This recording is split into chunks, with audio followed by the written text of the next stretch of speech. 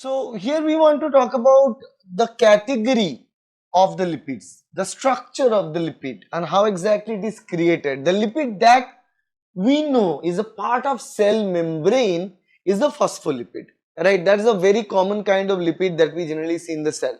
So the lipid here is built with two components. One is the fatty acid, the second one is glycerides. So in our case, the fatty acid and glycerides are together making the phospholipid where we have a phosphate group attached. Now this is the phospholipid structure where the glyceride acts as a backbone. It acts as a backbone and the fatty acid is just a connector to the backbone, that is the glyceride backbone. Now the glyceride backbone can be of neutral glycerides or it can be of phosphoglycerides. The neutral category means it does not have any charge residues added to it. Okay, there is no charge residue. While the phosphoglycerides, where there is a phosphate group attached to it, and due to the presence of the phosphate group, that part becomes polar. Okay, and that gives the variety of the lipid, that is a polar head and a hydrophobic tail, because the tail area is prepared by the fatty acids. And among the fatty acids as well, there are two categories of fatty acids that we can generally see: saturated fatty acids and unsaturated fatty acids. That's what we see. Saturated and unsaturated fatty acid. Now there is a big difference between these two categories, because depending upon the presence of saturated and unsaturated fatty acids, the structure of the cell membrane varies. The cell membrane becomes very solid or liquid depending upon the saturation level. And apart from that, what we have other category of lipid which are complex form of the lipids like lipoproteins, where protein component is majority and the lipid is attached to it. On the other hand, we have non-glyceride lipids where we have waxes, sphingolipids and steroids. Steroids are mostly bulkier ring of hydrophobic residues that are present in there, which is also a part of cell membrane. But commonly we talk about lipid made with the glyceride backbone with fatty acids, while sphingolipids have a sphingosine backbone with fatty acids attached to it. That's how we have. Now the beauty about the Ramachandran plot is that the Ramachandran plot gives us the idea regarding the allowed and non-allowed torsion angles that is present in the amino acid chain, which is also known as the polypeptide sequence of the amino acid. So what we have here is that we have this Ramachandran plot. It has 4 quadrants, and in the separate quadrants, according to the phi and psi angles, the alteration of phi and psi angles, we have different segment of this Ramachandran plot where different set of or different structure of the secondary structures of the polypeptide chain is allowed. For example, if we have a psi value of positive and a phi value negative, it is going to give rise to the structure of beta sheet. That means beta sheet will be favored if in the primary sequence of amino acids or proteins we have a positive value for the psi and a negative value of the phi. On the other hand, if we have a negative value of the psi and a negative value of the phi, then it's generally indicating the favor for making a right-handed alpha helix. On the other hand, if we have a phi value to be positive and a psi value to be positive, both positive, then it indicates that polypeptide chain to form left-handed alpha helix. So both positive for left-handed alpha helix and both negative for right-handed alpha helix. That variety is something that we understood from Ramachandran plot, because they conducted experiments, and with their experiments we get to know about these 3 separate locations: white, red and yellow in this plot. Yellow is sterically allowed if shorter radii are used, while red is sterically allowed but in this case, see the namingly right-handed alpha helix and the beta sheet that is present there, that is the beta sheet here in the right hand and the right-handed alpha helix that is present in here, which is allowed again in this case sterically allowed regions, while white sterically disallowed regions. So any part which is white here are sterically disallowed regions. Nothing is allowed in this white part or white components in here. That's the and what we need to understand here is that in glycolysis, this is glycolysis, first step, right? This is the pyruvate oxidation, right? And this is the Krebs cycle, the third step. So three important steps are written in here in a carbohydrate metabolism, where we have the glycolysis, conversion of glucose to pyruvate, we have pyruvate oxidation via the pyruvate dehydrogenase complex, converting pyruvate into acetyl CoA, and lastly we have Krebs cycle, where the acetyl CoA takes part, and then the process, the cyclical process continues to generate NADH and FADH2, which is going to actually act and give rise to the different intermediates, right? So this is something that we know already, and from this understanding we can easily count and calculate the different energy that is produced in here. So energy that is produced in this part for glucose to pyruvate, this conversion in the glycolysis, 2 ATPs are produced there in this process, okay, and along with that 2 NADH is produced. Now we know that for each NADH there are 3 ATP molecules produced in electron transport chain, so total 6 ATP molecules. So ultimately from glycolysis net gain is 8 ATP molecules. While in pyruvate oxidation, that is PDC, pyruvate dehydrogenase complex, 2 NADH is produced, equivalent to 6 ATP molecules. Okay, so 6 from PDC, 8 from glycolysis, and in Krebs cycle we are producing 2 ATP molecules. Along with that we are producing 6 NADH, so total 18 ATP for that, 2 FADH2, for each FADH2 there is 2 ATP, so 4 ATP for that. So total we have 24 ATP molecules producing from TCA cycle. So if we count, 1 NADH corresponds to 3 ATP molecules and 1 FADH2 corresponds to 2 ATP molecules. With this calculation we are going to end up in making how many? 38 ATP molecules from 1 glucose. Remind you, 1 glucose can give a rise to 38 ATP molecules as per this rule, as per this idea. Now here you can see one thing, that how exactly this transport is basically done, how exactly the transport is done. And when I mean the transport is done, we are going to see the forward and backward path. Now in very simple terms we can say forward and backward, but in reality we know this endomembrane system starting from the endoplasmic reticulum. So we are starting here from this angle, endoplasmic reticulum. So this is our ER, endoplasmic reticulum. This is the Golgi apparatus that we have. This is again the Golgi network, and ultimately this is cell membrane. Okay, that's what we have here, right? And what we can know here is that the protein's journey after it is synthesized started here in the endoplasmic reticulum lumen. Then the journey starts from the ER lumen to the Golgi, right? Even in the Golgi, it starts with the cis Golgi. From cis Golgi, vesicles bulge up, move to the trans Golgi, the trans Golgi network basically here. And so this is known as the medial Golgi in the middle. Then from medial to the trans Golgi, then from trans Golgi the vesicles start to pop up and fuse to the cell membrane, and the proteins which are destined to be delivered outside the cell can be delivered with this pathway.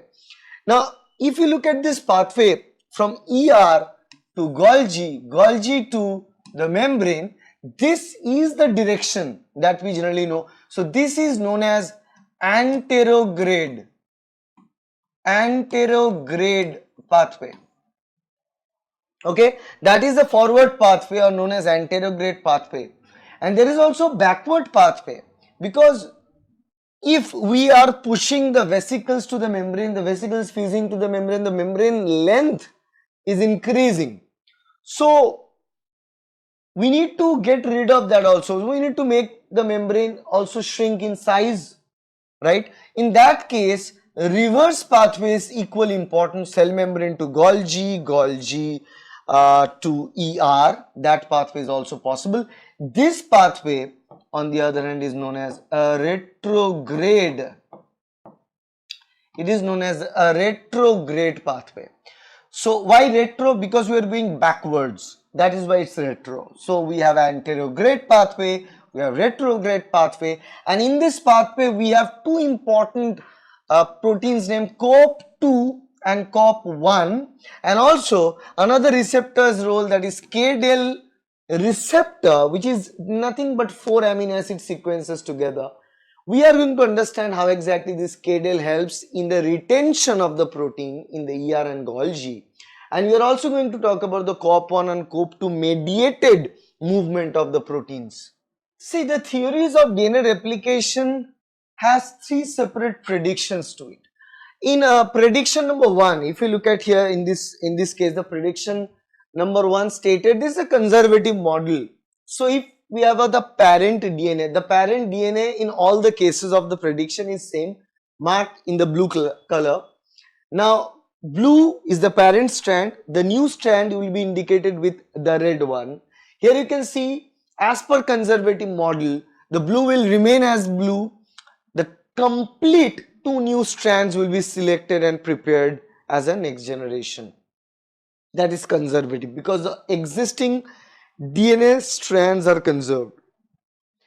In a dispersive model, it stated that the fragments of the DNA are joined together and it's like a mosaic. So in the dispersive model, the parent is completely blue, and then in the daughter we have both the blue and red fragments joined together. While in semi-conservative model, both the strands get separated. So in the new generation gets one strand from the parent, the other strand is completely newly synthesized. That is semi-conservative. Now we know that as per our understanding with the experiment conducted by Messelson and Stahl, that the model that actually fits into the definition of how exactly this process is done is a semi-conservative model, where one strand of the parental DNA is kept constant and reserved, and a new strand is being synthesized using that parental DNA as a template DNA. And the experiment was explained by Messelson and Stahl with the help of cesium chloride mediated centrifugation. The process of tRNA charging is done by this amino acyl tRNA synthetase enzyme, the single enzyme involved in the process of charging the tRNA with the proper amino acid. And the amino acyl tRNA synthetase plays absolutely remarkable role in it, because it has, you can see that 3 separate clefts to it. One cleft for binding the amino acid, the second cleft here is for binding the ATP, and the third cleft here to bind to the tRNA. Now it's very important that a specific amino acid is tagged to a specific tRNA. So for there are, let's say, 20 different kinds of amino acids. For that 20 different kinds of amino acid, there are 20 different kinds of tRNA that are present. So the very first step is a specific amino acid and ATP binding to this amino acyl tRNA synthetase, where the amino acid binds to the amino acid binding site and the ATP binds to the ATP binding site, keeping the tRNA binding site open. This is the very first step. Second step comes in when there is a modification, the amino acid is activated. The activation of amino acid means transferring AMP from ATP to that amino acid. So if AMP gets transferred from the ATP to the amino acid, PPI gets cleaved out, which is known as pyrophosphate. Pyrophosphate gets cleaved out and the amino acid is attached to the AMP. Okay, that is what happened. Then the second step is the tRNA comes into this place, and once the tRNA comes in, then that amino acid is now transferred from AMP to that tRNA and AMP gets kicked out, and as a result of which we know that tRNA gets attached to their destined amino acid. That's the whole process. It is catalyzed by the single enzyme amino acyl tRNA synthetase.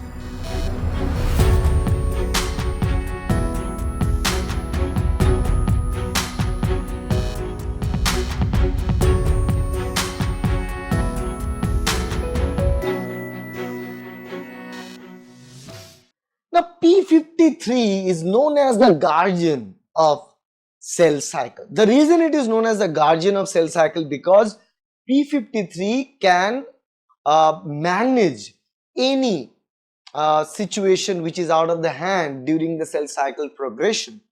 If there is a DNA damage or any kind of error in the DNA, then P53 first stalls the process of cell division, then recruits the DNA repair mechanisms, try to fix it. If it can fix the error, then it is fixed. If it fails to fix the error, then it will recruit the apoptosis machinery to kill the cell.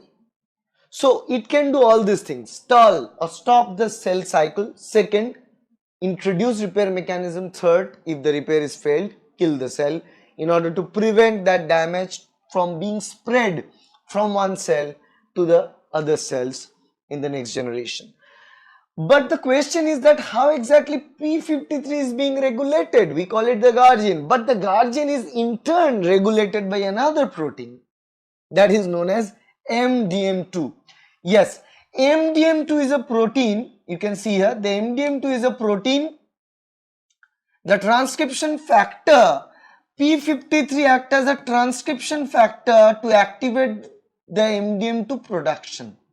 We know the transcription factors are protein that interacts with the promoter and operator region of the DNA to instigate the production, either to elevate or decrease the production of a target XYZ gene. In this case, the target gene is MDM2.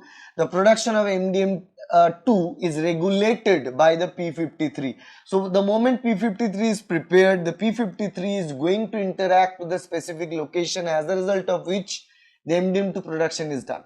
So more P53 means more MDM2 production, and this cycle continues. But the thing is, once MDM2 is produced in high concentration in the cell, this MDM2 is going to instigate the ubiquitin mediated pathway of P53 degradation. So P53 degradation is done, loss of P53 activation. At that moment, MDM2 is regulating the P53's growth. So now imagine indirectly P53 is regulating its own concentration. So there are P53, more and more P53, more and more MDM2. The more MDM2, they are going to cleave P53, degrade P53. So P53 concentration gets down. So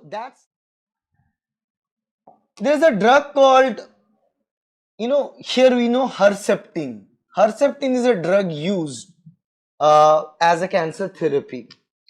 How exactly Herceptin functions? See, there are cell growth pathways in the cell, and for cell growth pathways to properly work and function, there are receptors in the surface of the cell. The growth receptors, growth hormone receptors. One such growth hormone receptor is this HER. Okay, this is known as epidermal growth factor receptor, human epidermal growth factor receptor, HER2. Particularly this kind of receptor is there in the breast cells and that are involved in the process of growth and development of the breast at that area. And what happens is that when there are growth hormones present there, this growth receptor receives the hormone, signals the cells to grow and divide, and if this growth factor receptor is not prevented, if the switch is not off, it's on, then the cell will continue to divide and it can turn into a breast cancer, right? To prevent that, we have an antibody. We know antibodies are very specific in terms of binding to their targets. So this is the Herceptin antibody. You can see that we have a human immune cell. This is our immune system cell, and we designed this antibody in such a way that the Fc portion of this antibody will bind to our immune system cell. Now this is the FAB portion of our antibody. This FAB portion of the antibody will target the Herceptin receptor or HER2 receptor that is present in the surface of the cells in the breast. Here what happens is that it prevents the dimerization of the Herceptin 2 receptor or HER2 receptor. For the signaling to continue, the HER2 receptor must dimerize. Without the dimerization, the signaling is not possible. So as there is no dimerization due to the presence of this Herceptin antibody, there is no HER2 dimerization, so there is no signaling, there is no cell growth. That's how it can prevent the cancer. The human immune system can be summarized with the help of this image. I like this image because the bigger picture of immunology is very, very important, where we have external and internal immune system. In external system, we have skin, mucous membrane. You can see that the biggest organ of the body, that is skin, protecting us. There are few places in the body where there is no skin, where we have mucous membrane. Nasal hair is also a part of the external immune system protector. And in internal part, we have immunological cells. Now in immunological cells, we have first line of defense and we have second line of defense. Remember, the first line of defense is a kind of defense which is always active. It's kind of innate. It's always active. It's always there, no matter whether you are encountered with any bacteria or virus or not. It is always there. Phagocytes are out there, and natural killer cells are out there. They are the patrolling cells. They are moving in throughout your bloodstream, and whenever there is any kind of infective agent, they are going to find it and they are going to kill it. Irrespective of their type, they are going to kill them. Okay. On the other hand, there is a second line of defense which is more specific in terms of the infective agent your body receives, and we have T cells and B cells for the specific interaction. T cells can also be cytotoxic, killing a target cell, or B cells on the other hand are antibody producing factories which is very, very specific in terms of acting against the foreign invaders.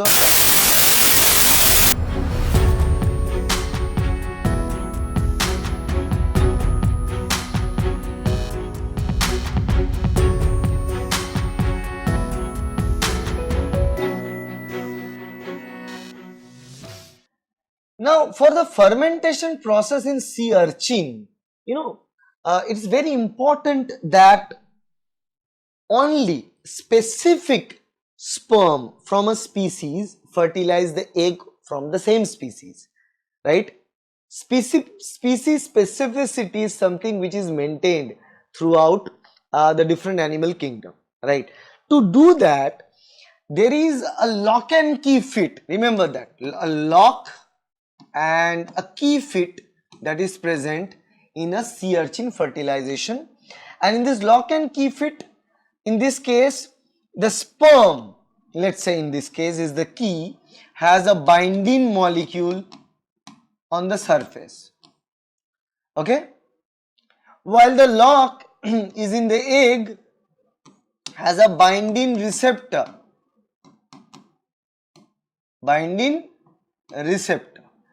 okay. That is the difference between the two. Remember that.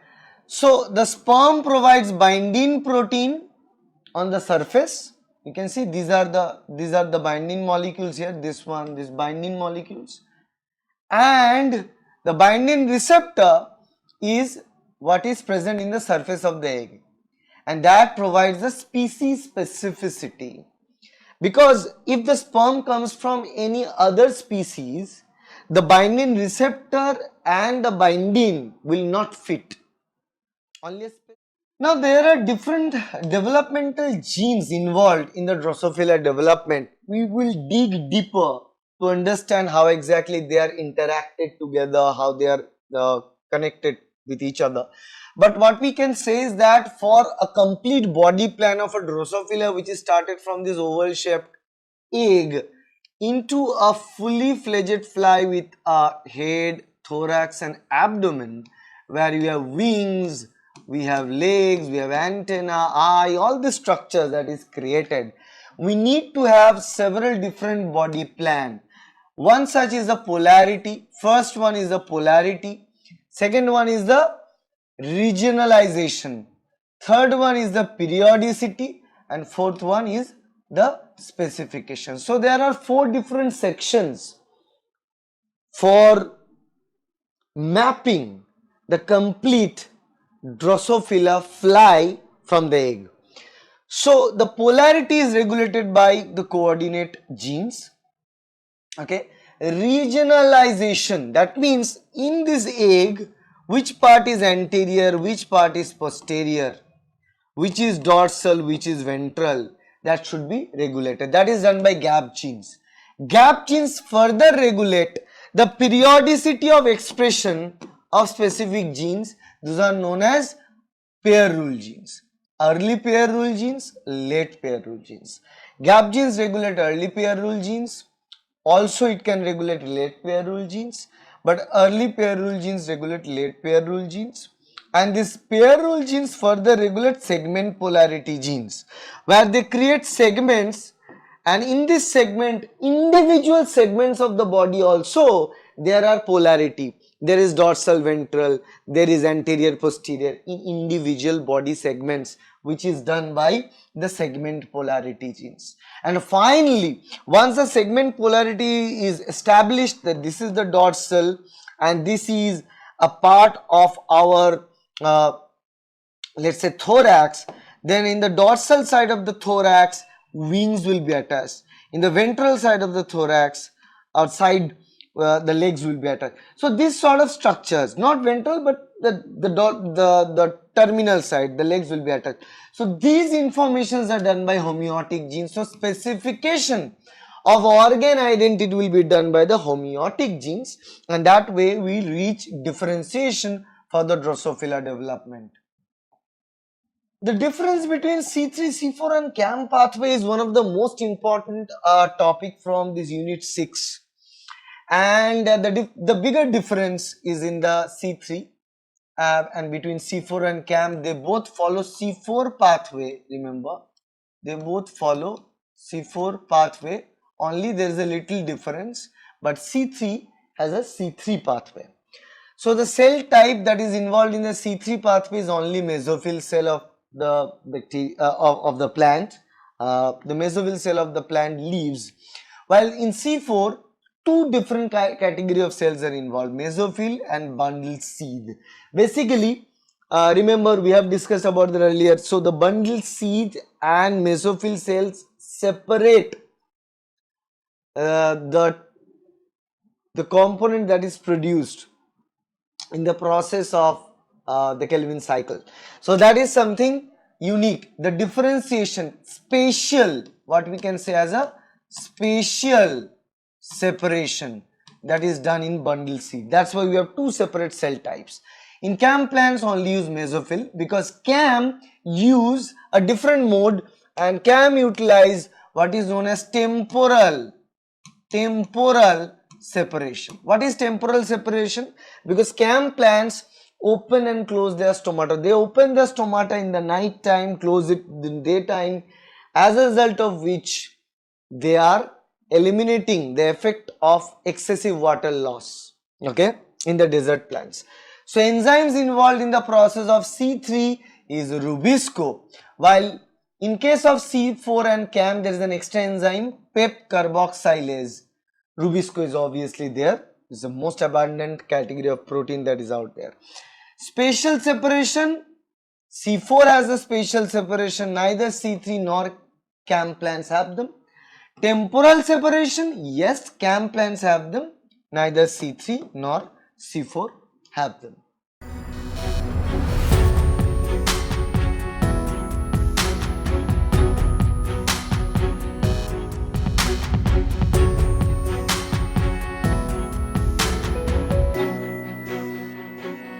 Results of the gene recombinants that we generally know is that which particular gene product, that is A, B and C class of genes, generate to what category of the flower structure.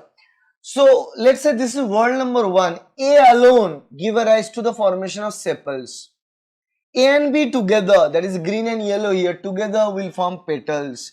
Then we have this dark yellow color, B and C provides stamen, and the blue color, world 4, will produce carpel.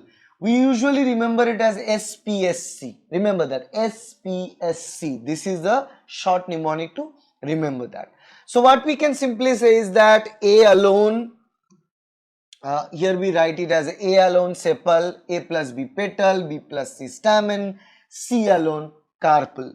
And if there is any sort of defect in these classes of genes, the impact will be visible. For example, if there is any defect in the V, then A alone will form sepal. So instead of a sepal and petal, you will have sepal, and if there is no B is not working properly, so obviously the stamen formation and petal formation will be impacted. If A is not working properly, then sepal and petal formation will be impacted. So it has different sort of impacts based on which particular class of the genes are. Now what Gregor Mendel suggested is most of the traits what he used in his experiments has 100% penetrance. That means if an individual have that genotype for the disease, it is showing the disease in the phenotype. But in reality, in real life condition, even though you can have that genotype, but you may not show that phenotype. That is known as what we can say incomplete penetrance. Because complete penetrance means, let's say in a population, let me explain that with the help of this circle. See, we are looking at let's say AA, this particular genotype, and if anyone has this AA, they are normal. If somebody has small a, they are abnormal. Abnormal means there is some sort of change that can be visually easily understood. We can see that from outside. So 1, 2, 3, 4, 5, 6, 7, 8, 9, 10. Okay. So among 10 individual, we have 2 who has small a. So from this what we can infer that small a is easily visible, that they are different. So 20% with small a, and we have 80% with capital A. So let's say capital A means really tall, and this is short. For example, although this penetrance part is not always so this penetrance part, you can see that it may penetrate, it may not penetrate.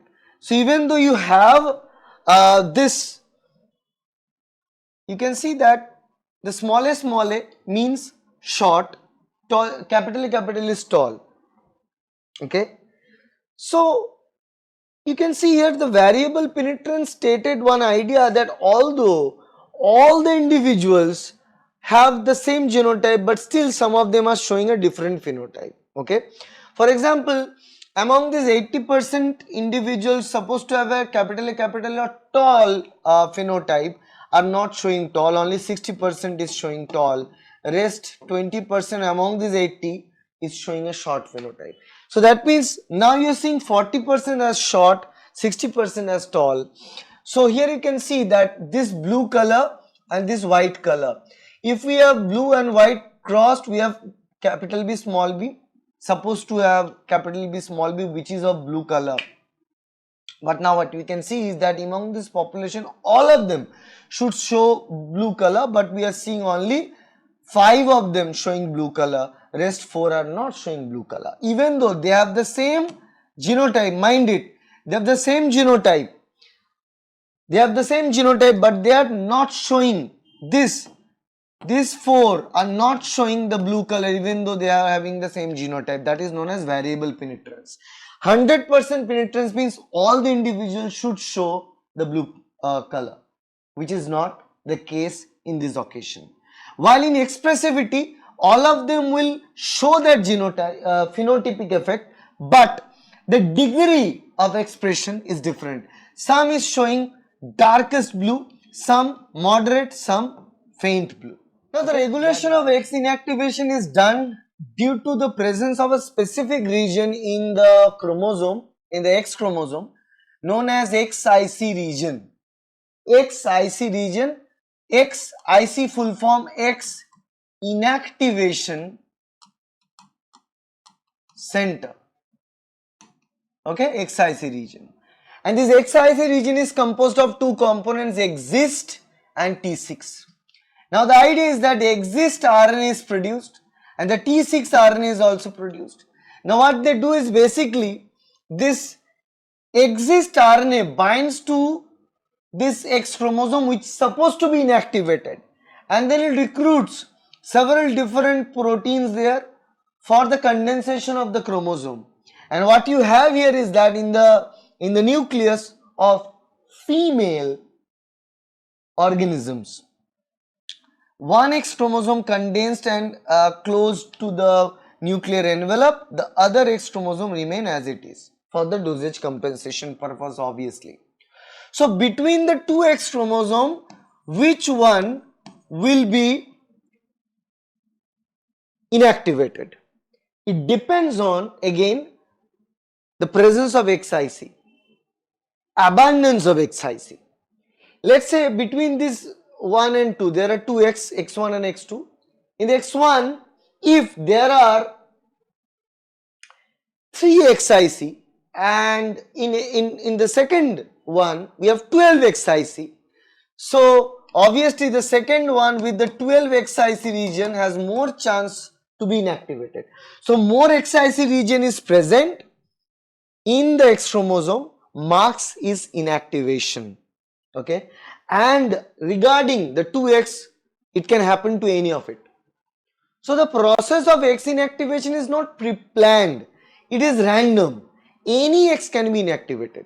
It's not likely that the whole organism there is a specific X that is inactivated. No, any X can be inactivated at any given point of time. That is something which is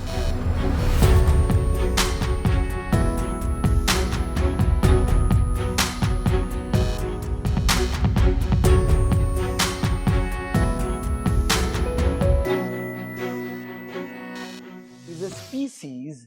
See the definition, look at the definition.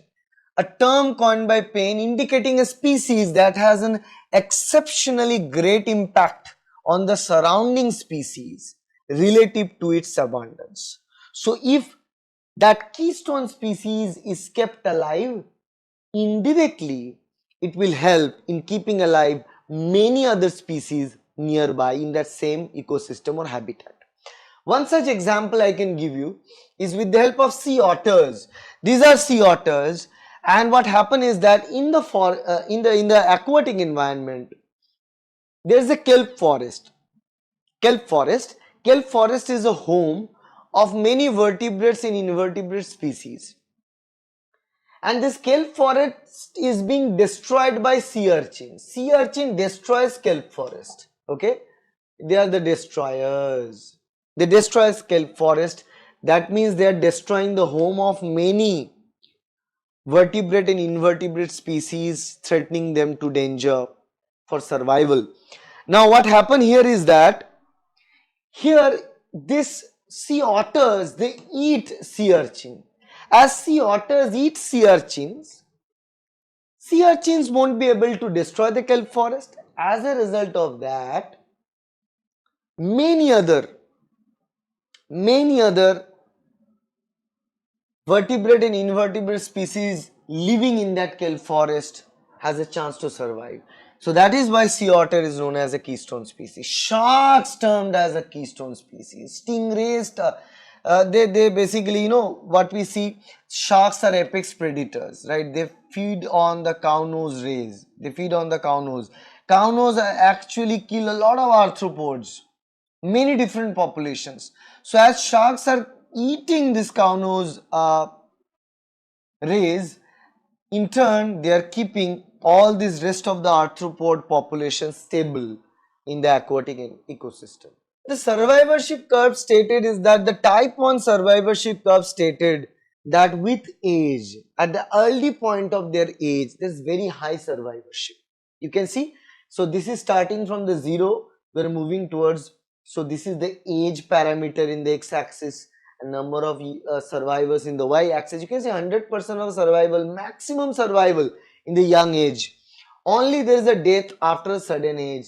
So high survival rate in the young age because they receive a lot of parental care, and as they receive a parental care, they survive at the till high age lifespan, and after a certain age there's a drop in population because they get old, so natural cause of death start to take up. This is a survivorship curve that is known to us humans, type 1 survivorship curve. We belong to that. That's the example. While in type 3 survivorship curve, it's completely different than type 1, because in type 3 you can see most of the individuals die at their early span of the life and they survive only at the later span of the life, because these organisms are mostly prey organisms, predators kill them, and generally the organisms belonging to the type 3 survivorship curve, they rely on the number of offsprings that they can produce at a given point of time. They are producing the offsprings, and we know that if they are producing many offsprings, many of them, most of them will die, few of them only will survive till reproductive age, and they will continue to reproduce. So the example of this type 3 survivorship curve, remember, many young, most of which will die, plants, oysters and sea urchins.